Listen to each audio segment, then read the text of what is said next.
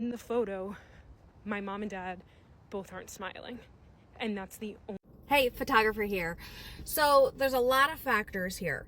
If you said in the video that they were squinting, there's nothing we can do about squinting. Okay, I've been doing this for 12 years now, and that is up to the photographer to find a location that there will either be open shade, which I will be shooting in today, where it is bright and sunny, but I will be in a shady spot from a tree. So open, bright shade though.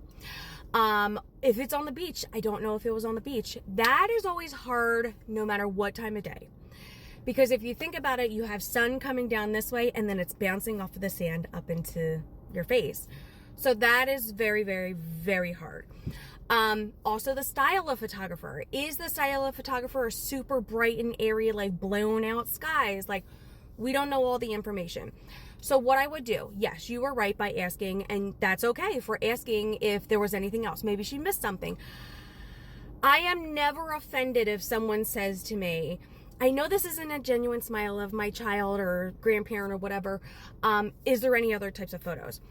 My view of a smile or someone's facial expression that I think is great may not be like a real genuine smile or facial expression, if that makes sense.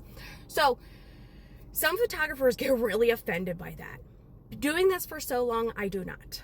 Because if I get offended by everything that someone like critiques or asks about me, then I'm not doing my job correctly. You know what I mean? So if that photographer has been doing this for long enough, they should absolutely have tons of photos to look back on to see if there is a smile or a different expression, things like that. Squinty eyes, that's really hard. That's the only thing I can say is I can't guarantee with squinty eyes, especially on the beach, but I think you need to post the photos. I think you need to tag me or the other photographers that are in your comments and say, is this normal? And if she doesn't come back and say, like, if she comes back and says, I have absolutely nothing, then that's not a professional photographer. A professional photographer will take the concern that you have and fix the problem as best as they can.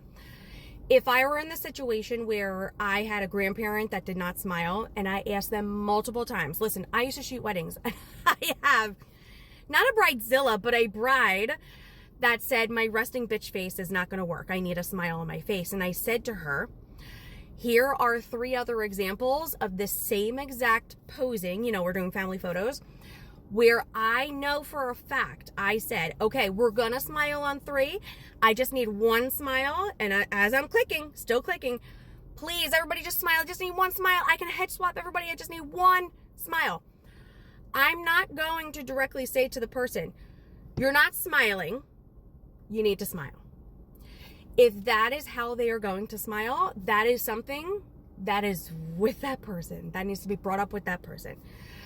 So I would genuinely go back to the photographer and say, do you have like the next 3 or 4 before or after this picture so that I can just make sure that like her smile is like a genuine smile or something like that. Put it into ChatGPT. I love ChatGPT. I'm the worst with writing things down professionally. So what I do is I do my little rant. I type out my rant, put it into ChatGPT. Please write this professionally, but directly to the client or photographer, whatever it is.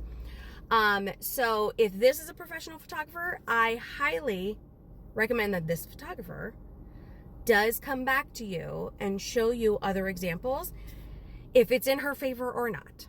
Okay?